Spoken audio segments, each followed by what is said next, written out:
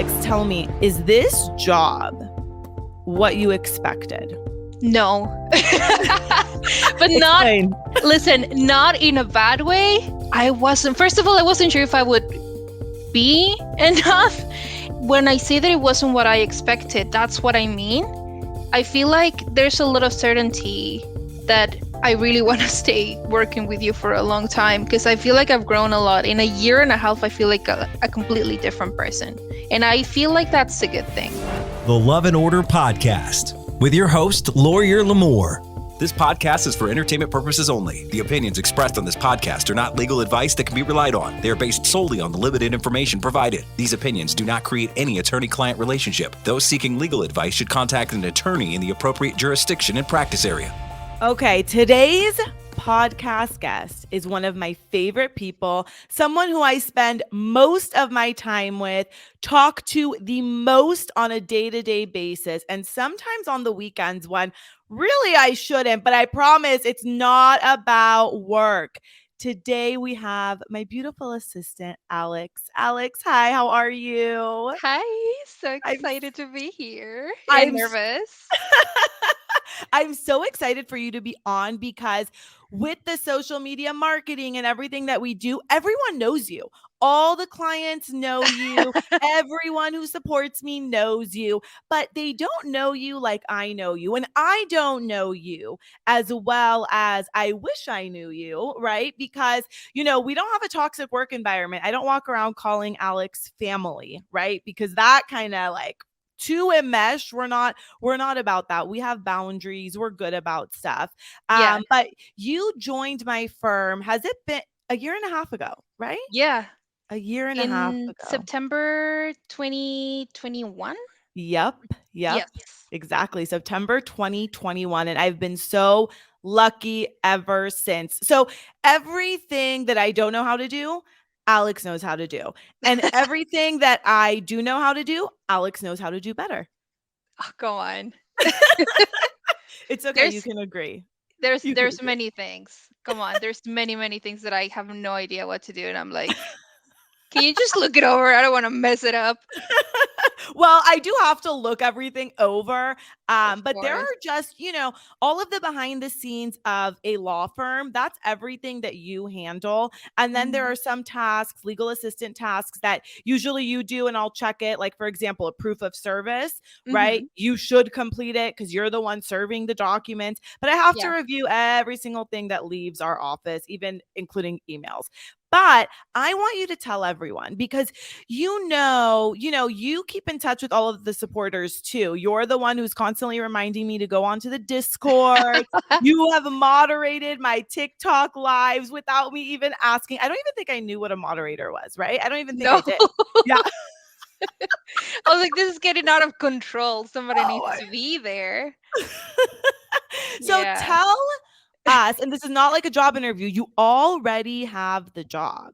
So tell us the trajectory that you're so cute, the trajectory of your career path. How did you decide that at this point in your life, you want to have some role in the legal world? How? When?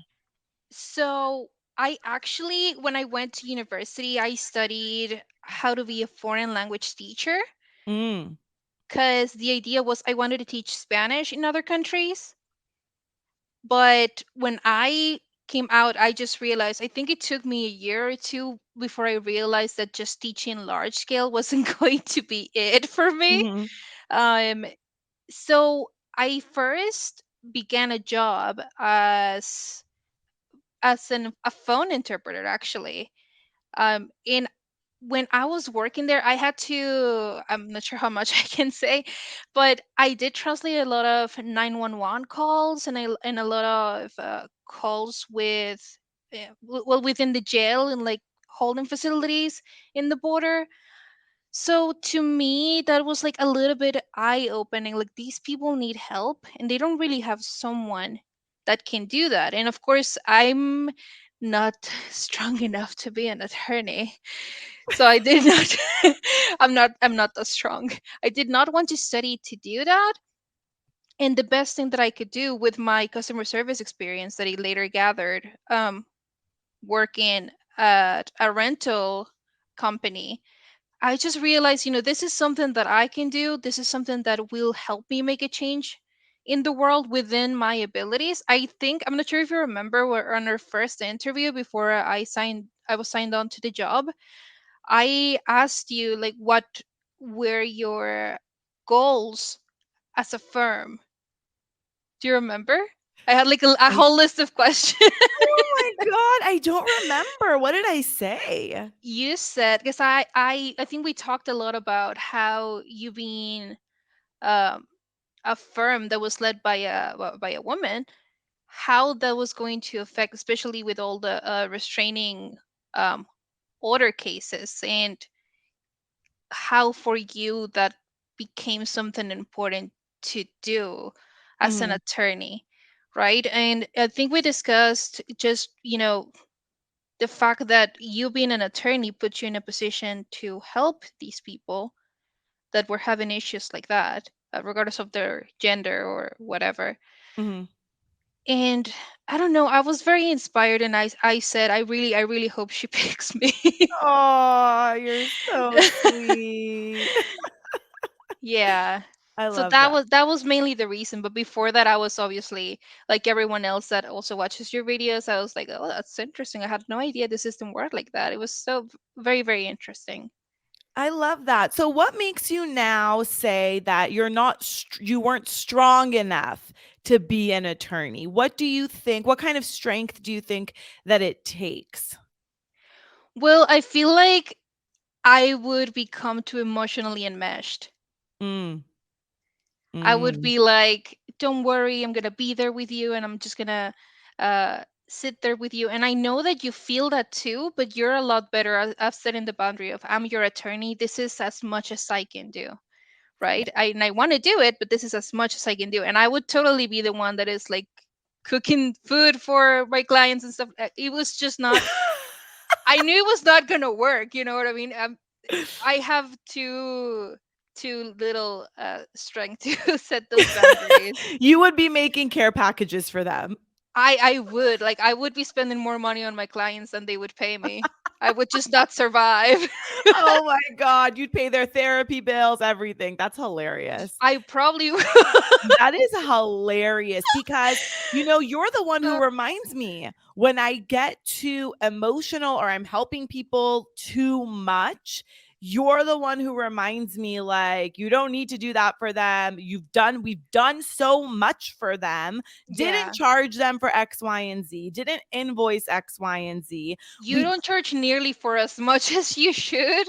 oh Just my God. just thinking about all of the things that you do, and I go in and I'm like, I feel bad because I feel like the timer, because we have a time, we have the Mhm. timer thing on Yeah, practice so we center. time yeah, so on our through our system, we have to use a timer Hmm. to calculate how much time we're spending on any given task, and that's how the clients get charged. Yeah. And you constantly, because I know, because we've been working on it for hours, and I later see, because I get the notification when something new is added, and it's like half of the time that you actually spent on doing stuff, and Yeah. I'm like, okay. I feel bad sometimes. I feel bad. And it's funny because one of my close colleagues that and that we often work with, her and I were having a similar conversation the other day and I said, "You know what? We feel bad for everyone except ourselves."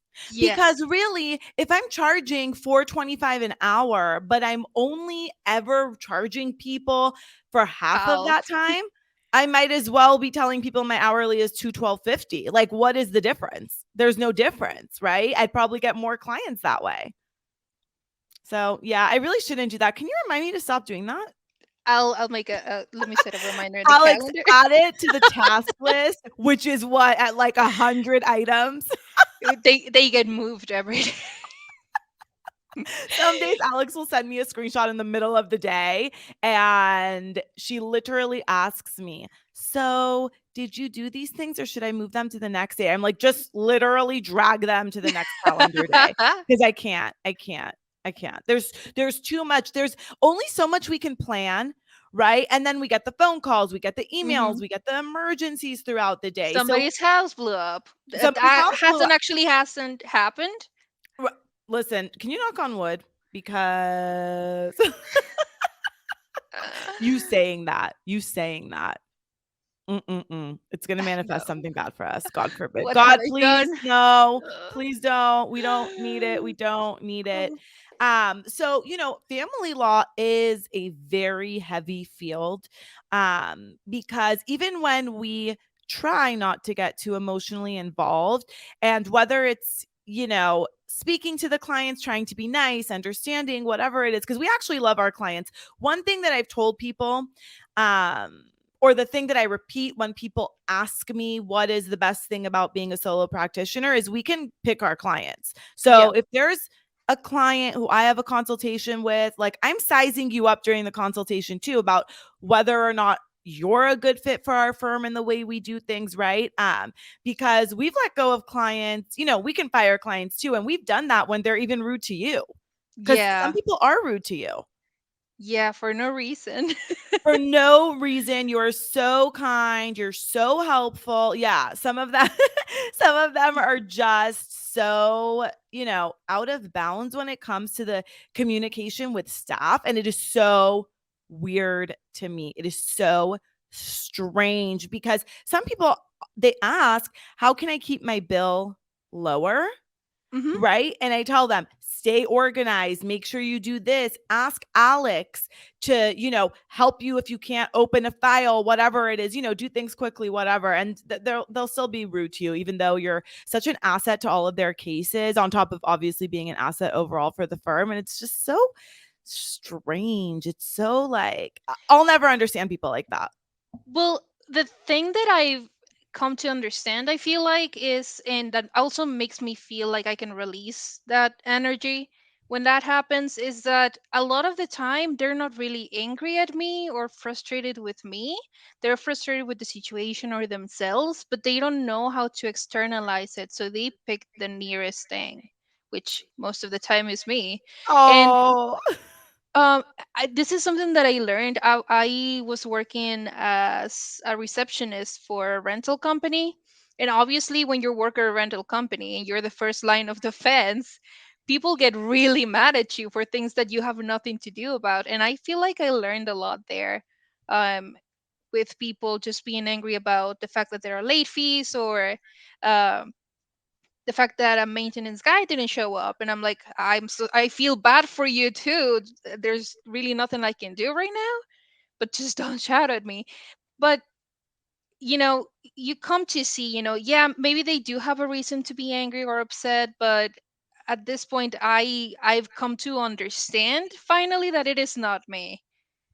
it's That never you. if I truly I have you have if I messed up, of course I'm gonna say I'm sorry. But if I've truly done everything the way that I should have, then there's really no reason for me to like take it in. They can throw it at me, but I don't have to let it stick. I love, love, love that mindset. You need to remind me that too. Making notes. Make a note, Alex, because here's another thing we cannot control and Alex cannot control. We cannot control court filing timelines. So Oh God. if we, Yeah. and what I mean by that is obviously we're the ones who are filing the documents, but if it requires a signature from the court, a new case number from the court, a court date from the court, we file it and then we have to sit there. We And sit call them there sometimes. we sit there and we wait and we do these calls to the clerk, which sometimes, again, we don't charge for. And Alex is on the phone for half an hour, only to be Waiting. told to call tomorrow. Call back tomorrow, Hmm. right? And it's, we cannot control when the judges look at your judgments, approve them, sign them, and send them back. It has nothing to do with us. And that goes for every attorney, every firm. We can't control the court timelines. And not only that, some judges, they have a specific guidelines to how they want things done despite the actual like Mm, rule. So mhm, like you send it mhm. in and the way that it's been approved several times before, you okay, this is gonna go smoothly, and you think I'm done with that. 2 months later they send it back and it's like, I actually like it when you draw a little flower in the corner and you didn't do that, so here I have to send it again. You know what I mean? Do you Yes, remember? Yeah. I'm yes. not gonna go Oh into my specifics because I can't, but No, no, no. Oh my God. It's so strange because you don't know these things until you've either gone through a divorce or you've worked at a family law firm, because it's exactly what you said. Sometimes we could file the same thing with different people's names on it. And one will get rejected and the other won't. And it has nothing to do with us. And I don't know that people really understand that, because they forget that the court system is run by humans, mhm, right? It's not some automatically robot. done. Yeah, it's even the court filing system that's really, really new is imperfect. It's really that system. There are some form names that are not even in the system. And it's just such a hassle for us to figure things out. And again, we don't charge people for that time, Yeah. but we're sitting there and then, 2 weeks later, of course, the client wants an update, but then maybe they'll yell at Alex or they'll yell at me, whatever it is. And it's just, we cannot control those things. Alex, tell me, is this job what you expected? No. But not, Explain. listen, not in a bad way. Um, as obviously as someone who is employed by someone, when in which has been the case my entire life, I have never owned a business. I usually by the year, whether it's a good place to be and a place where you can grow. And what I usually would suggest to someone is like really think about what you're getting, how much you've grown in the time that you've been there. And I wasn't sure. I wasn't sure how it was going to go when I first started working with you because you were great. You were great from the very first day, but I wasn't, first of all, I wasn't sure if I would be enough. And then I also wasn't sure whether I would also be able to grow, how much I would be able to grow. And when I say that it wasn't what I expected, that's what I mean. I feel like there's a lot of certainty that I really want to stay working with you for a long time because I feel like I've grown a lot. In a year and a half, I feel like a completely different person. And I feel like that's a good thing.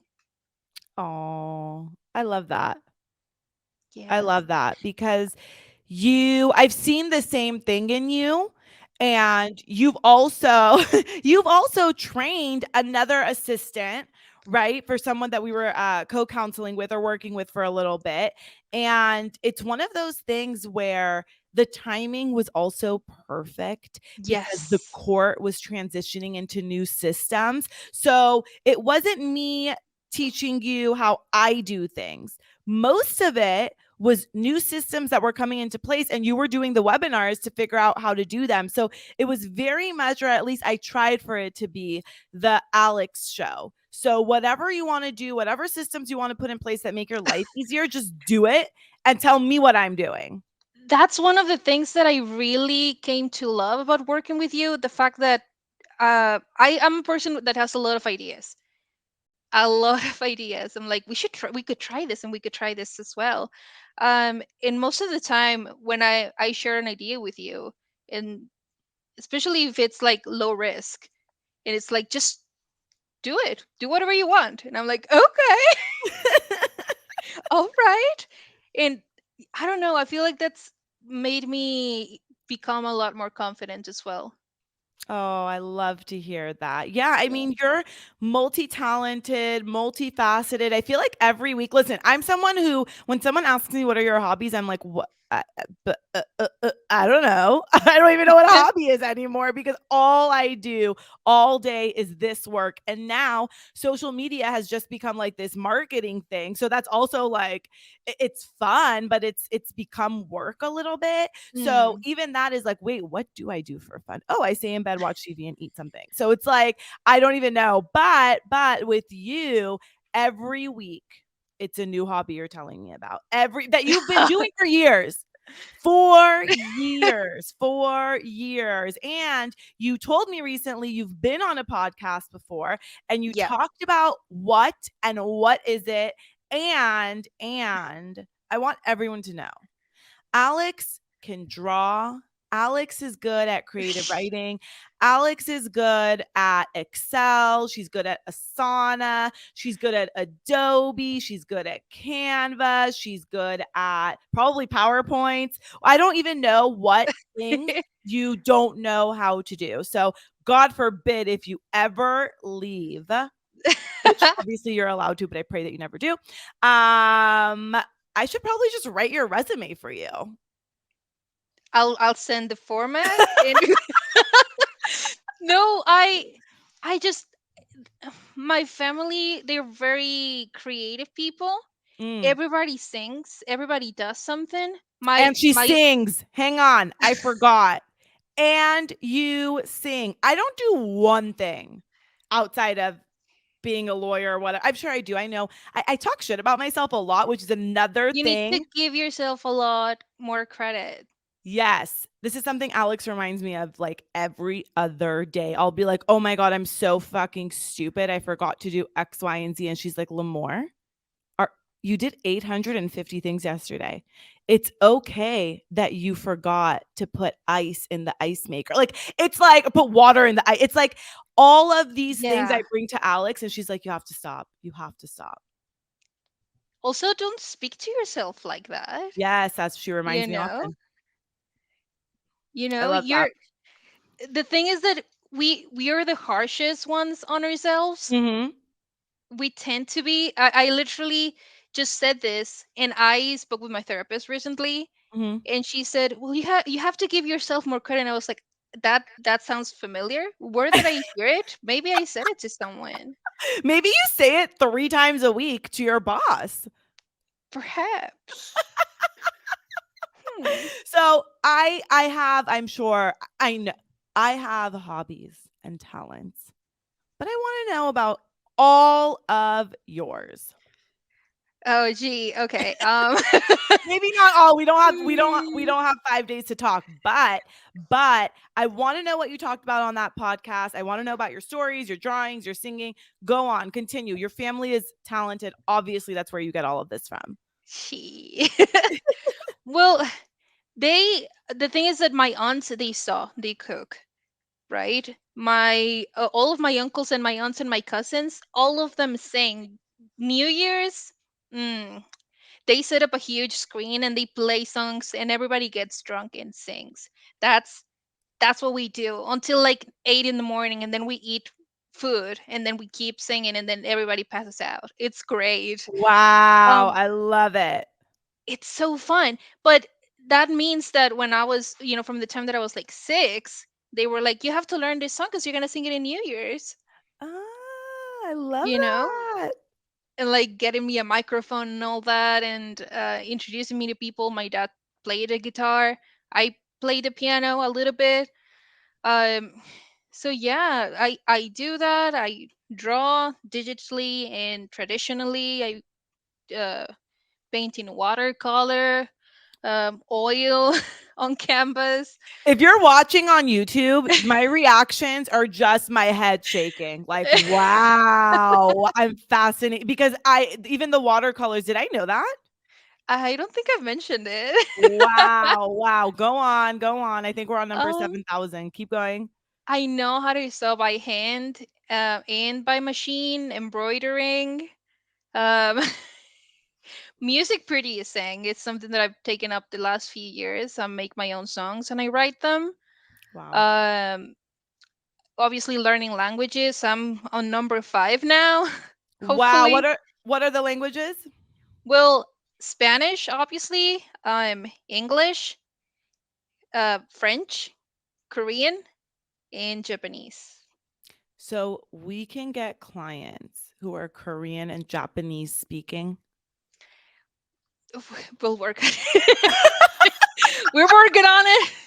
One thing we discovered together is obviously I really wanted a Spanish speaker because in LA there are a lot of Spanish speaking people who Hmm. hire us, and they a lot of times it's the children. It's fascinating to me because I'm, Persian, Jewish. It's the same thing for us. It's the children calling to get their parents an attorney because they're getting divorced, right? Yeah. So the children will often volunteer their time to sit and translate for their parents, right? When we're Hmm. just having a call about case direction, whatever it is. But it's very helpful to have someone on staff who speaks Spanish and can get us through those calls so we can have the calls whenever we want during business hours, because Hmm. sometimes I have to do it after business hours when their kids are available. So that is something I just loved about you when I first interviewed you. But obviously it wasn't, it was everything else with that, but it's such a good thing. It's honestly, it's one of the greater things that it's something that I really liked as well, because it was something that you were looking for, and people sometimes don't care. There was a situation where I was working somewhere that shall remain undisclosed. Mhm. And I remember saying, "Hey, have you guys thought about translating these contracts to Spanish? Have you guys thought about just creating another page of the website where you can see it? Because obviously Spanish is my most dominated, uh, better spoken language, Mhm. along Mhm. with English. French and Korean are like middle of the road. Mhm. Um, but there wasn't a lot of interest, and that kind of made me a little bit disappointed because we had a lot of people calling and saying, I don't understand what I'm trying to sign here. And I can't afford an interpreter. I cannot afford a translator. I have no one that can help me. And I'm the Ugh, only one, but I'm not an attorney. I cannot translate these contracts for them. I cannot make a version of whatever client portal or whatever in Spanish for I cannot do that. There's only so much I can do with my preparation, and fortunately, one of those things is to interpret. But right. yeah, it's just something that's always been a huge thing for me, accessibility. And I was just very enthusiastic about it from the very get go. Yeah, I love that. I love that. We even download the Spanish forms Hmm. and we provide those with the English forms. And, we tell people it's not official translations when we're translating something, Yeah. but if it's a client call and I need to get a message out to them or they have a question about the forms, whatever it is, it's so nice to have you to do that. Oh. Yeah, it's great. And the clients love you. They're obsessed with you. And I want to get back. You still haven't told us, Alex, about your Oh. stories.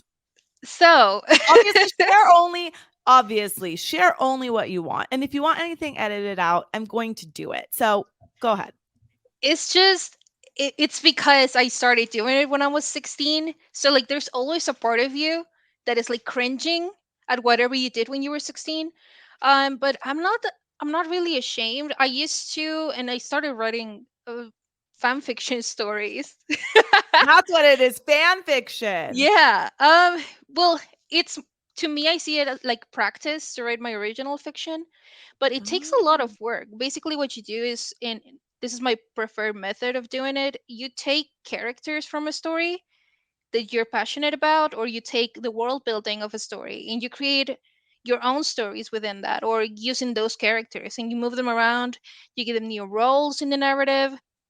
It's just a lot of work, and it sounds like it's not a lot. It sounds like, oh, I'm just gonna do it 30 minutes. I no, There's Alex. a story I've been Alex, writing. hang on. No, it doesn't sound like that. Oh, really?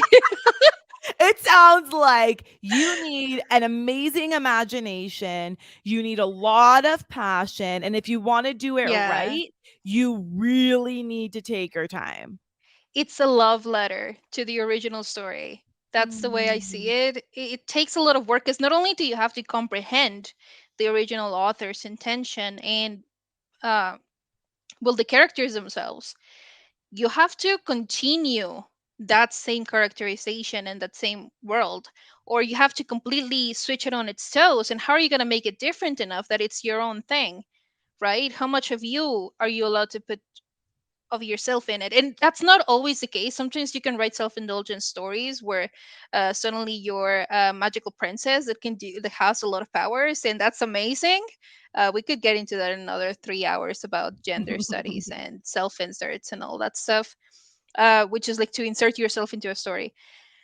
But the way that I use it, the way that I do it, it's I love these characters. I love this world, and I want to grab it and take everything that I love from it and put it into a different setting and see what that does. And there's a story that I had been writing. I started it in 2018. I finished it in 2022, and I still have yet to write the epilogue. And at the end, it's probably going to be over 100,000 words. For comparison's sake, a novel, like a young adult novel, usually is about 80,000 to 100,000 words Alex, for free for something that you cannot copyright or sell. hang on. And there's people that have written a lot more. I have a friend, he's been writing a story that is already longer than all of the Harry Potter books Combined? together. No. Yes. Yes. What? And okay, so when you write that much, do you go back and read it? It depends, because sometimes just the thing about writing it, you grow a lot as a writer and as a person too. Obviously, when I first started writing it, it was 2018. Now it's 2023. I've changed a lot, right? So sometimes you go back and you're like, this is incredibly toxic. Why would you support this romance? But that's what you believed in and that's who you were. And I feel like, yes, it can be cringy, but rather than cringe, we should just kill the part of ourselves that cringes, because uh, it's been a part of us, however bad or good you were. y- it's already there. It already happened, and it's always going to be a part of yourself, and you have to love it you know That quote about being cringy, say that again. You know exactly what I'm talking about. It's instead of cringing, we should kill the part of ourselves that cringes. Is that what you said? Yeah. I love it. That's not mine. I saw it on Tumblr. I'm not that clever. Alex, I wrote it down. Okay, I well, was going to attribute it to you, and now I can't. now you're a Tumblr girl. Sorry. Were Too you a late. Tumblr girl? You were. Yes, 100%. Back in the whole toxic 2010 days, Mhm. it was a wild time. It's gotten a lot better. I feel like I missed that time because I was in law school in 2010. And there are things I see now that I'm like, when did that happen? Oh, 2010. I wasn't really alive. Alive. I was like in a cave. Like Yeah. nothing. I didn't talk to anyone, do anything. Different world, different world, different world. What is your least favorite thing about this job? The least favorite thing? Discovery. Preparing responses to discovery. Everything else I find some way to love it. Like, oh, I like putting all this information here. That's cute. Oh, this is juicy. But responses to discovery, please shoot me. So, you know what's so funny? So, let's explain this because the responses to discovery, I'm doing the objections, the whatever, the written stuff. Yeah.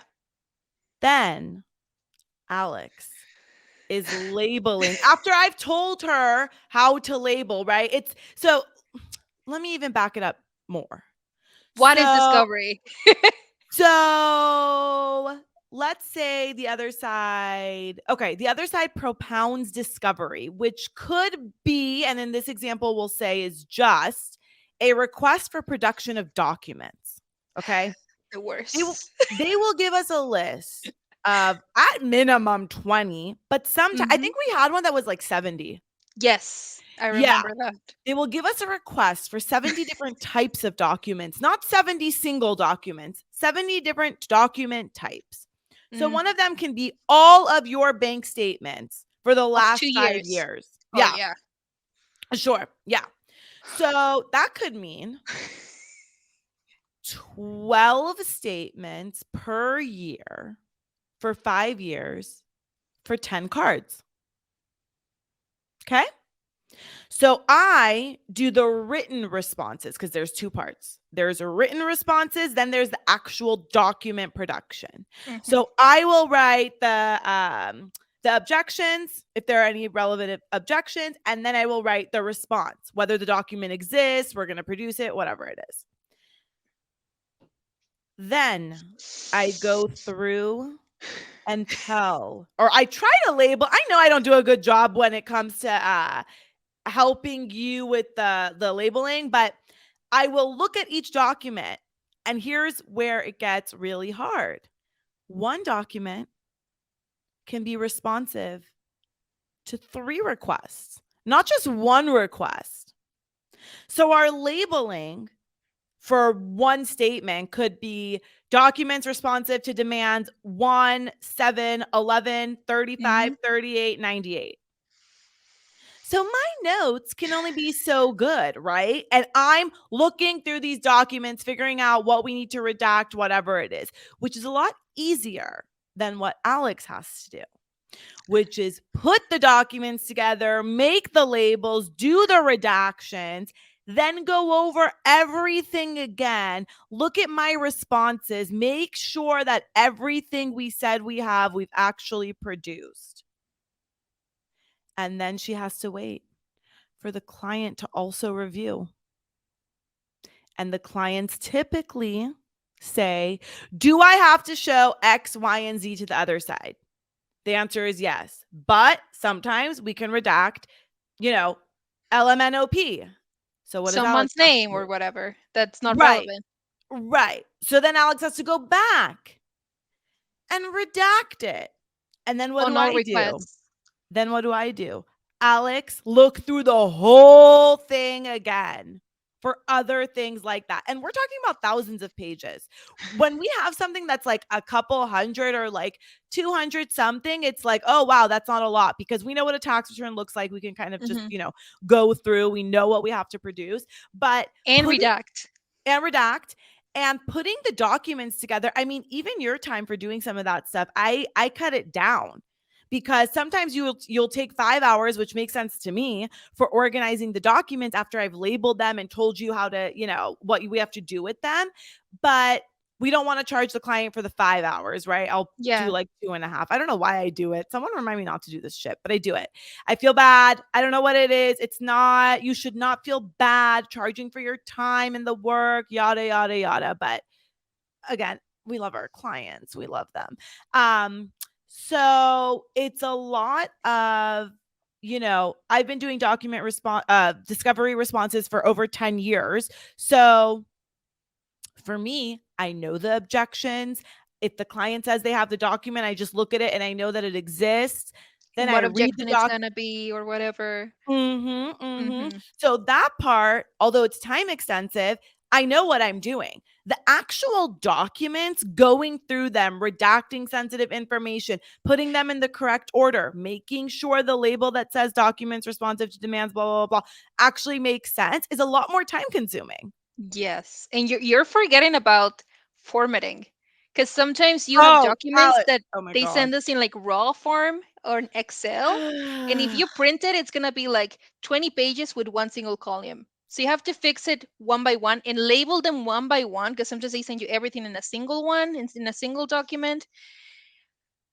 And then you also have to, once it's PDF form, you have to redact it, because you cannot delete information from it and then print it. You have to make sure that it's a black square so that they know there's information here that we are choosing not to disclose, right?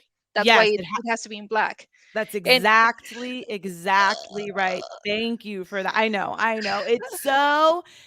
It's so annoying, because it's even harder when you're not looking at the information. Like, you're not looking at the information the way I'm looking at it. You're looking at it to make sure that it's organized and everything is there, which is more time consuming, because if one of those labels is off, even if the document is somewhere else in the pile, trouble for us. Yeah, it's trouble for us, right? Because we're supposed to present it to the other side as a response to what they've asked. So it has to be very, very specific. And if you're not doing this stuff every day, which we're not doing discovery every day, we're doing, it's only in most of the cases. Yeah, but the document responses, I mean, very time consuming, very extensive, very specific. And we need a whole day. Yes. Yes, they take an entire day, sometimes longer because we're splitting it up.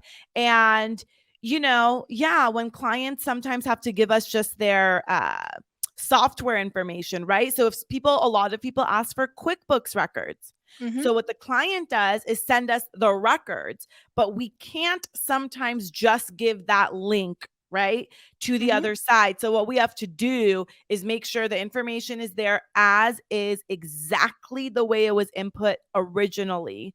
But then we have to PDF it. And sometimes with these programs, when you PDF, the font is size 2. We Mm-hmm. cannot present that to the other side and be like, here's the info. They do it to us. We don't like to do it to them. So Yeah, a lot of because the then form. they don't have excuses to be like they didn't give us the information correctly. Right, right. So a lot of that kind of stuff that's not legal work is the part that Alex does, right? And it's a lot cheaper for the client, but it still takes a lot of time. So, Mm-hmm. listen, we all Oh, hate discovery. Okay, anything other than discovery that is your least favorite? Not that you hate. I hope you don't hate anything, but mm, is there anything else that's just your least favorite thing to do? I'm well, organizing screenshots. Ooh. So here's the thing about family law, and I've probably talked about it on a different episode The before. Kimia one. I watched. What did you say? What'd you say? The What'd you Kimia say? the Kimia one. Oh, about screenshots? Yeah. Definitely last week's episode. Or the week before. The week before. So with Kimia K, we did talk about this. You're right, because she's also a family law attorney. And have I made a TikTok about this? Because I should. I don't I think don't I think have. so.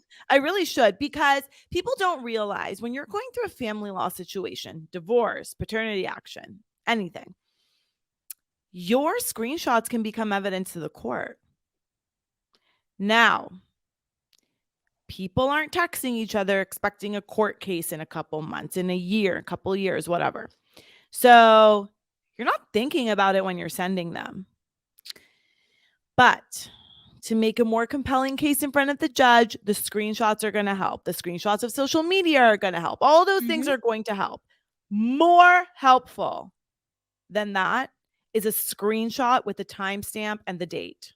Yes. Now, we know how to use phones. We know that the date and the time is not available on every single thing that you can fit into each screenshot. We know that. So what happens is we will get screenshots. They don't have the date. They don't have the time. Sometimes we have to ask the client to move the text over to show the time, but they won't give us a date. But then when they do give us a date, sometimes it's not as organized, right? Yeah. And, we want to present it to the court in a very nice, organized way. And that's when Alex comes in. And, I know it's fun to read the screenshots, but I know it's not fun to organize them. Yeah, sometimes, especially because sometimes they don't make sense. I really love it. It makes my job a lot easier if there's no timestamp, but there's half of a message cut off, and then you see that same part on the next one. And I'm like, okay, these two go together. I love But when people do that. I do that for sometimes, myself too. yes, it makes sense. It helps you organize it. You're like, okay, this one goes after this one. But sometimes that's not the case. Or sometimes they're talking about several things at once, and it's like I don't even know. I suppose this went after this because they're mentioning this, but now I have to be in the. I feel like I'm sitting with them, just watching them argue, and and that's when we send it off to the client, right? Like, hey, can you review this, make sure this is correct? But yeah, there's a lot of inferences that have to be made as to how they're supposed to go sometimes because there's no timestamp. And I know that I send you messages sometimes. Is there any way you think the client can get this to us with your? Because I'm sure I've texted you this a lot, For right? them to organize it or tell us, yeah, all the time. Yeah. It just makes sense. Also, sometimes because in the document we have to, there's like a mention of a date and time. If the screenshot has a date and time too, it links them together and makes it a lot stronger, right? But it just sometimes not possible, or sometimes it's a photo of someone holding a phone, Oh right? my God, those crack me up. Yes. They crack me up because our clients do it. Clients on the other side do it. We've seen it in old filings. Mm-hmm. It's, I understand sometimes you see that it's a cracked phone or Mm-hmm. that it's a really, really old phone because the text messages are old. And it's just funny to see someone holding a phone with a text and someone else is taking a picture of the actual phone. I think it's hilarious. Sometimes I'm surprised because I see their nails and I'm like, oh, pretty nails. Or like, oh, I didn't expect this person to have hands this big because I don't really interact with the clients. That's hilarious. Just little things that you notice, you know? Yeah. Yeah, that is really, really, really funny. What are your favorite parts of the job? Oh, talking to you. Just working with you because I feel like um I really enjoy listening to your thought process, Mm. n- especially when you're drafting a declaration. What you feel, I like to read them every single time that you send them to the client because, obviously, as I mentioned before, I really like to write. And I just find it very interesting to read how the argument develops on Mm. declarations. It's one of my favorite things to do, to read them. I love Just, that. Yeah, Alex is you're such a good cheerleader because sometimes I'll oh, write something, I'll send it to the client, and like 20 minutes later, Alex is like, I love that declaration. I'm like, which declaration? She's like, oh, the one you sent to blah, blah, blah. I'm like, oh my God. it's just so interesting. I find it really, really interesting because Yeah, I can see your thought process written down in the words. Just this is a situation. This is what the other person said, and this is what disproves that, and this other thing also disproves that, and then this other thing also disproves these other things, and I like it. I love It's that. like being in court with you. It's interesting. I love giving you the updates while I'm in court. That's fun too. Yes. That's really, Yes. really fun. Let me see, Alex. I want to ask you about our tech systems, but I feel like that's going to open up a whole can of worms that Ooh. we're not ready to do. We're not there. We're not there because there are so many. Like I said, Alex entered the firm at the perfect time because the court was actually Mm. starting to change everything. But like E-filing. e-filing, yeah, it was the start of e-filing, and it's changed so many times because they still kind of don't know what they want to do or how to do it. But there is, like you said, I have so many ideas for the firm, and I love when you have so many ideas for the firm. Implementing and making the time to connect about them is so hard because you don't even want to know about the thing I thought about today, because it's one of those things where I kind of want you to undo something that we did that took hours and days and months, just because I feel like it's more organized if we do it another way. But I don't know. I don't know if I'm ever going to even tell. Maybe next week I'll tell you. Definitely not telling you here because I don't want to start anything. But Please do. I feel like there's so many things we could do that we have a whole list. we have a whole list. Anyone listening might not know this or watching might not know this. We have an entire list on a computer. It reads about as big as my head on font like 8.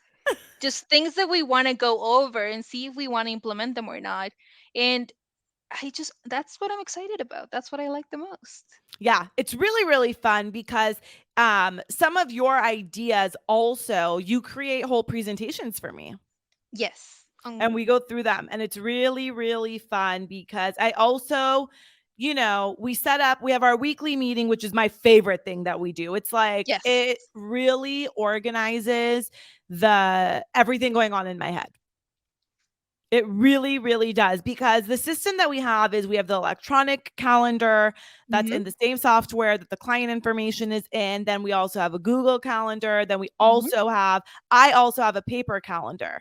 So we work mostly remotely. Mm-hmm. And so we always do that meeting on Zoom. And it's basically we put up our calendar, we share the screen. Alex shares the screen. I don't know why you're not the host of that meeting, because the beginning of every meeting is me making you the host, but okay. So we do that. I Good know. I don't point. know why we don't. I don't know. I wouldn't know. Oh, Um, because It's your email in the account. So in that meeting, we put up the digital calendar. Um, and then from there, I like to sit and write for the week in Mm-hmm. my paper calendar because I live by the paper calendar. The Google Calendar is also great because it's on my phone.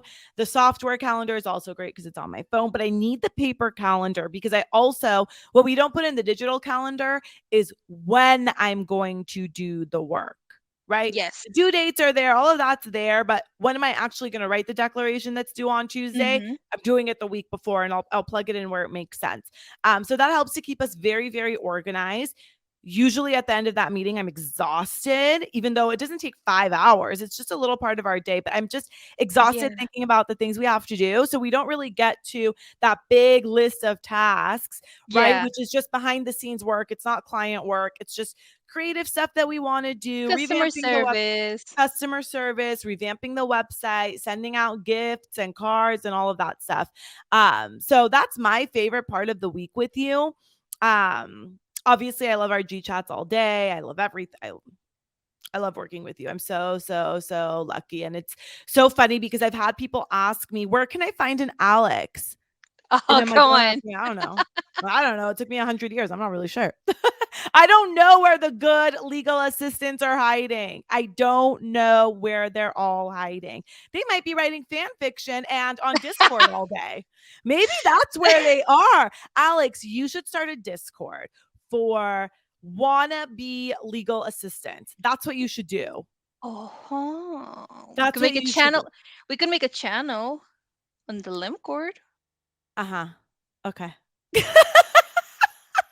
Writing down 50 other ideas we're gonna probably go over on like December. December 2025. Yeah, for sure. I love it. I love it. Um, let's think. Is there anything else that are there any what would be your advice for For someone who's legal just assistance, starting? Yeah, someone who's just starting a job as a legal assistant.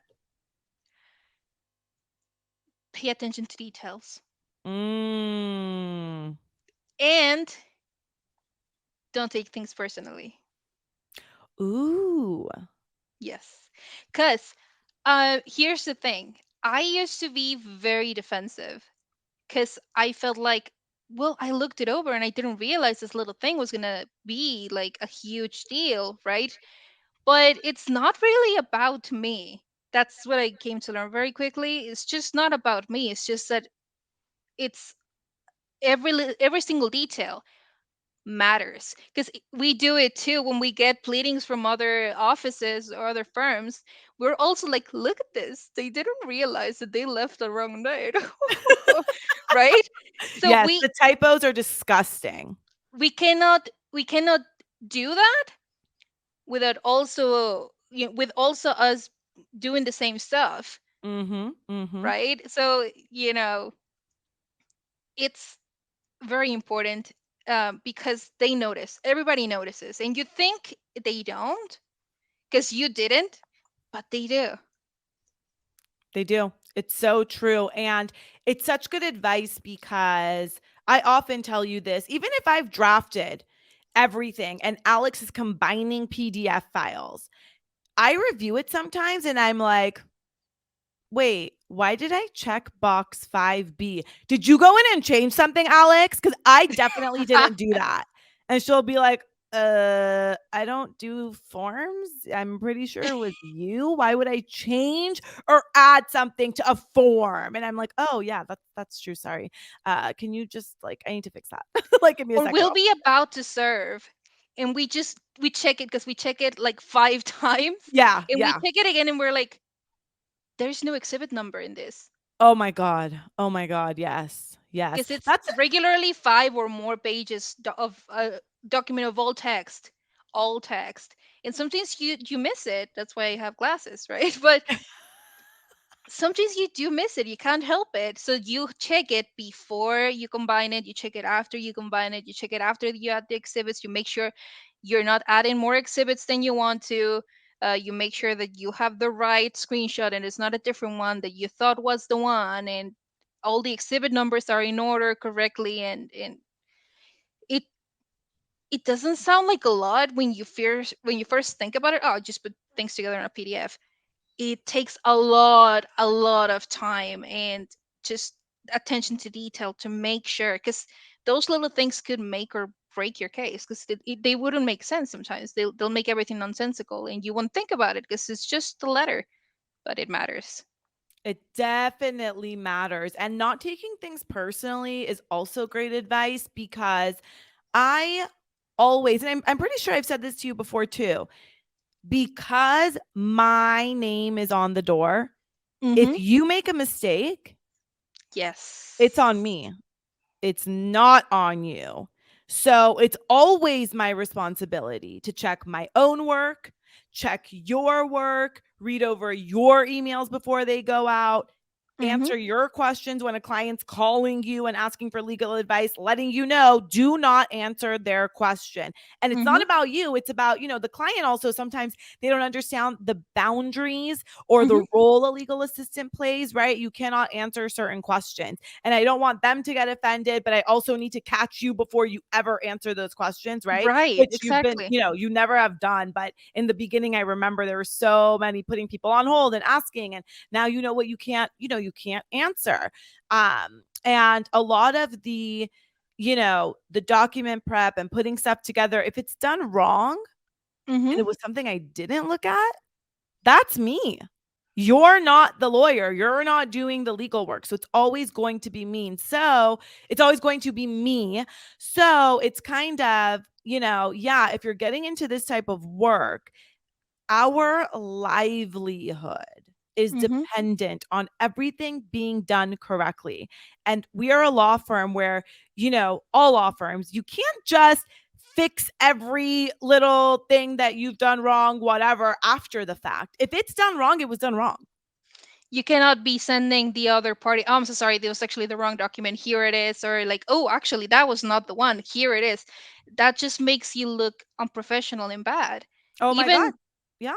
me as a legal assistant, it makes me look bad as a legal assistant to be Mm-hmm. making these mistakes, Mm-hmm. even down to the name of the document, the date on the document, because normally attorneys, they label their documents with the name of the client and a date, because that can also make or break your case, because if you make it seem like a document was ready before it actually was, they're going to say they're wasting time, they're Yeah. making my client waste resources, right? That could be something that could happen. Always. We say it, they say it. If a mistake is done, even inadvertently, someone will pull the card and Hmm. say, you're wasting attorney fees on X, Y, and Z. Or we'll say, what you did resulted in our client wasting attorney fees on X, Y, Z. Hmm.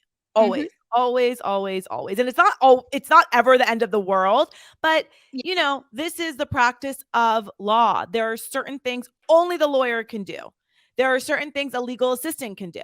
Hmm. There are things that only a certain expert can come in and say, right? So there are very, very strict rules. There are ethical rules. There are laws. There are codes, all that stuff. So we have to run a tight ship. And I really appreciate you for helping me run the tight ship. You are the best. I am so lucky to have you. I cannot wait to one day have the time to read one of your fan fictions.